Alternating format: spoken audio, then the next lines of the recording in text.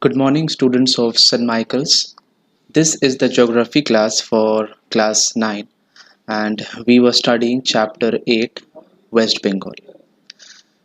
We had already learnt the neighboring countries of West Bengal as well as the neighboring states of West Bengal and their important features. And today we are going to start with the physical environment or the physiography of West Bengal. So the physiography of West Bengal has been divided into basically three kind of regions, which are the northern mountains, the western plateau and the plains.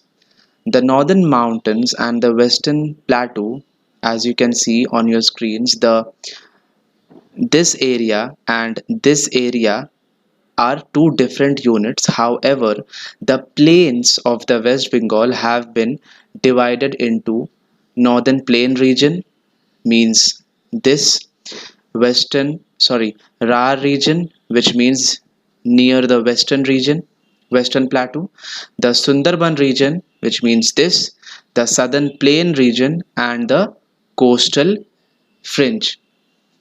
The southern plain region is also known as the Ganga Delta since the Ganga flows from here. If you want to understand that which region falls in which part of which districts are falling in which of the physiographic regions, then you can consult this picture with this one. If you look at this carefully, you will be able to know that 4, 5, 6 and 8 and as well as 3, they all belong to the northern they belong to the northern plain region.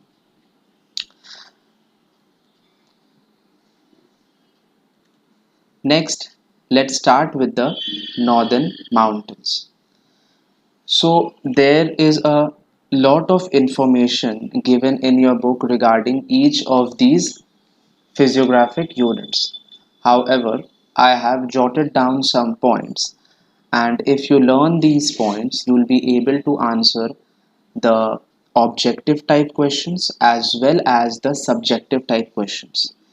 You should copy these points into your geography classwork notebook so that it is easier for you to learn it for the exams.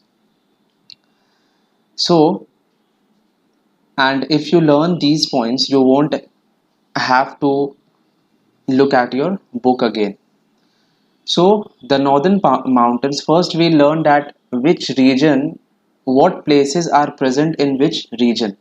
So the northern mountains, which means this portion, the northern mountains means this area.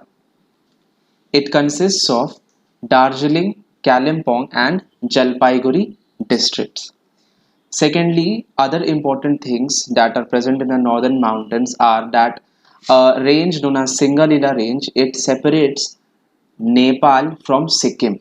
It is a mountain range which is present between Sikkim and Nepal, and from there the mountain range it enters into the West Bengal. Okay. The highest peak of West Bengal is Sandakphu. It is present in the northern mountain regions, and the famous Tiger Hill is also present over here in the Senchal Mahaldiram range.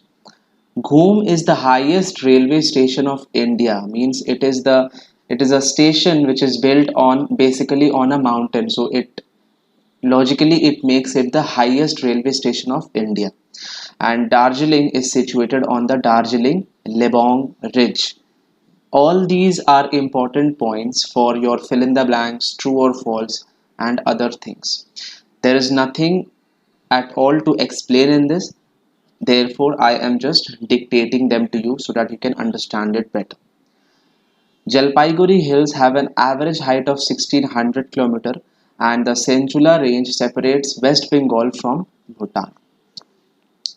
Next, let's come to the Western Plateau. The average height of these plateaus is 300 meter. Other important points to learn over here are the Dungri. It can come in exam as what is Dungri. Dungri is a landscape of rolling uplands with hills and hillocks. So a single hill and a group of hill is known as hillocks. Next, Barabhum is the most elevated portion of the plateau located in the Purulia district. Elevated portion means the highest point of the plateau.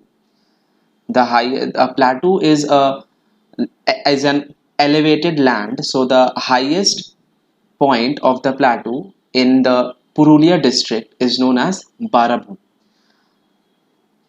In Barabhum, you will find Ayodhya Hills, and the peak of the Ayodhya Hills are known as Gorgaburu.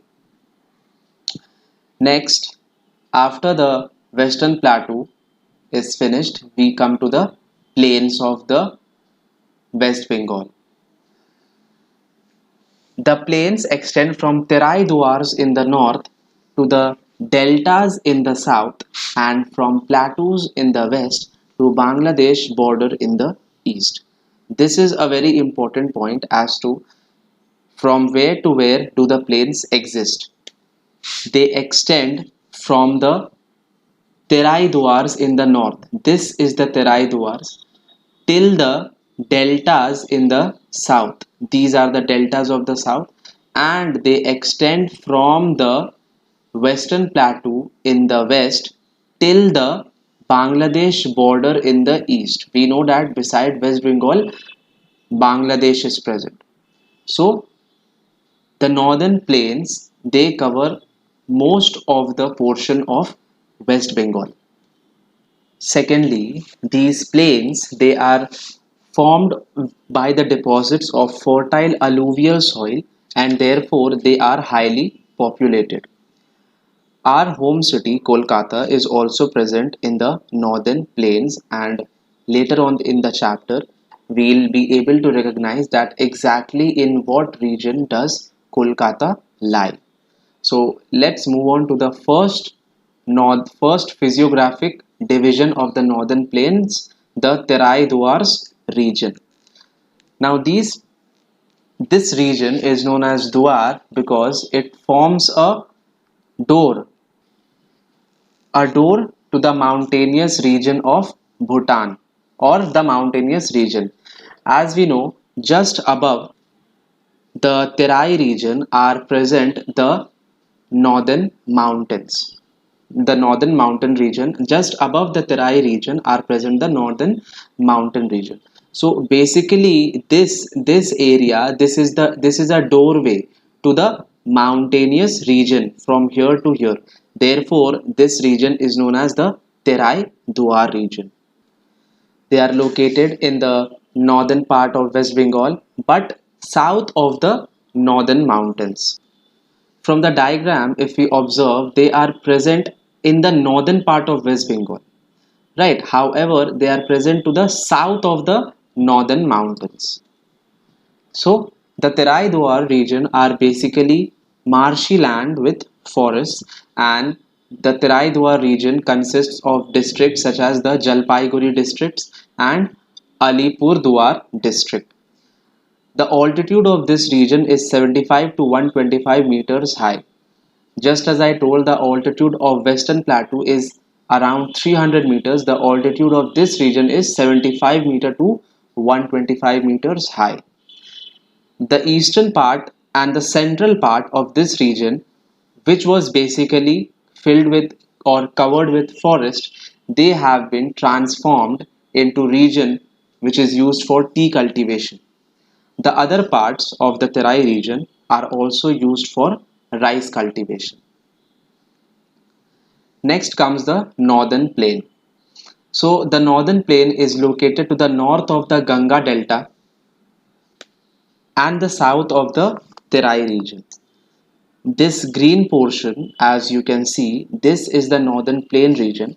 They are present towards the south of the Terai region and to the north of the Ganga Delta region. The northern plain region includes districts of Cooch Behar, Uttar Dinajpur, Dakshin Dinajpur and Malda. Please learn the regions very carefully because they are important for your exams. The major river of this region is known as Mahananda, and there are many important features of this river.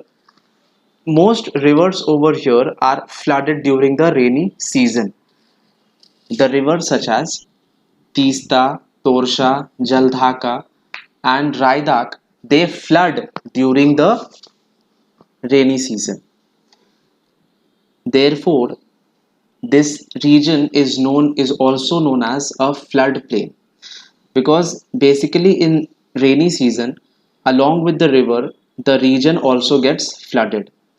Now the next thing, which is Barind or Barindra Bhumi. What is Barindra Bhumi? Barindra Bhumi is the plain which lies to the east of the Mahananda river and has plenty of red clay soil of old alluvium. So old alluvium and new alluvium are kind of fertility of the soil, and red clay soil are found on the eastern side of Mahananda river. On page number 125, if you see the second diagram, you can see the Mahananda river if you look carefully, and the plain lying to the east of the Mahananda river has plenty of red clay soil. Next, Tal is the plain lying to the west of Mahananda river. So the east of Mahananda river is known as Barind and the west of Mahananda river is known as Tal. The east of Mahananda river consists of old alluvium soil. However, the west of the river contains new alluvium soil. Lastly, we have Diara, which is the area on the right bank of the Kalindi river, which consists of black clay soil of new alluvium is known as Diara. So we'll keep it till here today. There was nothing to understand in today's class. It was just the theoretical part, and these notes should be copied in your copy, and it's better if you learn it from now on. So thank you for today and see you in the next class.